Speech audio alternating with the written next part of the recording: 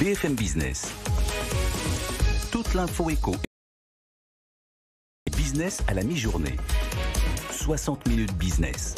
Guillaume Paul.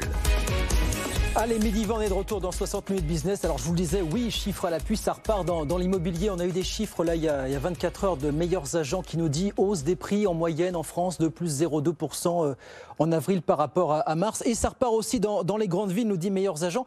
Sentiment que, alors on va peut-être nous confirmer, on va voir ça. Yann Géano qui est avec nous au téléphone. Bonjour Yann Géano, merci d'être avec nous quelques minutes ce midi. Est-ce que vous m'entendez ? Absolument, je vous entends très bien. On vous entend aussi, président du réseau La Forêt. Mais vous allez peut-être nous confirmer ce sentiment, parce que je vous lis, je vous entends depuis quelques jours dire que vous avez fait une année 2020 absolument incroyable et que les indicateurs sont bons. Est-ce que vous nous confirmez que oui, contrairement à ce que beaucoup pressentaient, voyaient venir, cette transhumance des villes vers les campagnes, l'immobilier, les prix repartent à la hausse dans les grandes villes finalement ? Exactement, et bien sur fond de pénurie, les prix immobiliers sont sous pression, continuent à grimper. Alors, ils grimpaient déjà dans les grandes villes, 0,5% sur le premier trimestre à Lyon, 0,5% à Marseille, 0,4% à Bordeaux. La nouveauté vient essentiellement de Paris, là où les prix étaient en retrait au premier trimestre. Ils ont retrouvé des couleurs au mois d'avril et s'approchent désormais des 10 600 € du mètre carré. Donc en effet, la grande transhumance, l'exode n'a pas lieu, même si l'intérêt pour les villes moyennes, notamment de l'ouest de la France, reste toujours très marqué. Alors effectivement, il y a cette grande transhumance qui, alors n'injurions pas l'avenir, pour l'instant n'a pas eu lieu. Et puis un contexte économique peut-être plus favorable qui joue aussi, assez favorable finalement, plus des taux d'intérêt assez bas. Peut-être tout ça joue évidemment aujourd'hui, Yann Géano. Alors oui, tout ce qui joue en effet ce sont des taux d'intérêt au plus bas, une accélération de la campagne de vaccination, un calendrier de sortie du confinement et de reprise d'activité dans tout notre pays, notamment dans les grandes métropoles. Donc en effet, ça joue, sans parler d'un marché du neuf en berne depuis plusieurs années qui n'alimente plus le marché immobilier ancien qui souffre d'un niveau extrêmement bas de stock. Là aussi, on a une offre effectivement qui est toujours aussi faible de ce point de vue-là. Racontez-nous un petit peu comment ça se passe aujourd'hui, que vous disent vos clients, les candidats à l'achat, que vous disent les vendeurs aussi, qui attendent peut-être aussi de voir comment les choses vont évoluer du point de vue du télétravail. Qu'est-ce que vous disent les acheteurs et les vendeurs potentiels ces temps-ci chez vous, chez La Forêt ?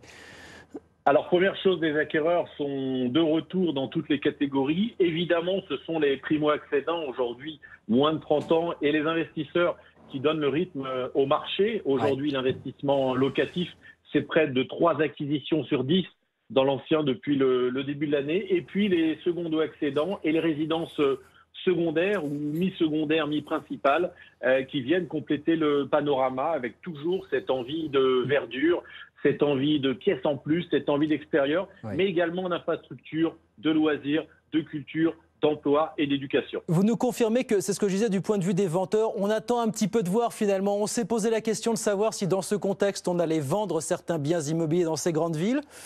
Est-ce que vous nous dites qu'il y a un petit peu de l'attentisme de leur part aujourd'hui à ces vendeurs finalement ? Oui, je crois que les vendeurs ont gardé la tête froide globalement. On voit que le télétravail qui avait progressé à marche forcée aujourd'hui finalement ne fait que reculer. Les entreprises doivent arbitrer le télétravail, arbitrer leur stratégie immobilière, leur stratégie RH. Donc les Français ont gardé la tête froide par rapport à ces logements qu'ils possèdent en principal ou en investissement locatif. Donc vous ne demandez pas, vous ne recommandez pas, comme ça aurait pu être le cas peut-être il y a quelques mois, à ces vendeurs potentiels de baisser leur prix aujourd'hui ?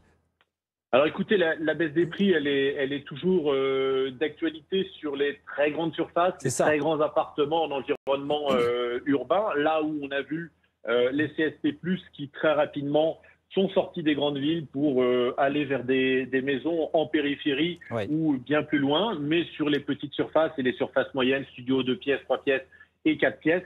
Aujourd'hui, on reste sur un marché très, très rythmé où c'est l'offre finalement qui donne le ton. Est-ce que ces propriétaires ont aussi, comme on le lit pour beaucoup d'entre eux, retiré leur offre du marché en attendant des jours meilleurs ou en attendant d'y voir plus clair ? Parce que ça aussi, ça contribue à la pénurie qui alimente les prix, à la hausse des prix finalement. Oui, alors ça, on l'avait vu lors du premier et du deuxième confinement, puisque les agents immobiliers ne pouvaient pas visiter. Donc, en effet, un certain nombre de propriétaires avaient suspendu leurs biens du marché. Depuis le début de ce troisième confinement, nous pouvons retravailler. Donc, on voit massivement les mandats revenir sur le marché. Oui. On a rentré 2 fois plus de biens à la vente au mois de mars 2021 que 2020, bien évidemment, 12 fois plus en avril. Donc, on a une alimentation qui est quand même continue, mais des niveaux qui restent très très bas parce que les délais sont, eux, extrêmement raccourcis. On vend en France sous la barre des 90 jours. Sous la barre des 90 jours aujourd'hui, effectivement. Voilà, effectivement, confirmation que ça repart du côté des grandes villes, en tout cas en France, du point de vue de l'immobilier. Merci beaucoup, Yann Giano. Merci d'avoir été avec nous quelques minutes ce midi sur BFM Business pour nous raconter un petit peu comment les choses se passaient chez vous. Yann Giano, le président du réseau La Forêt, avec nous sur BFM Business.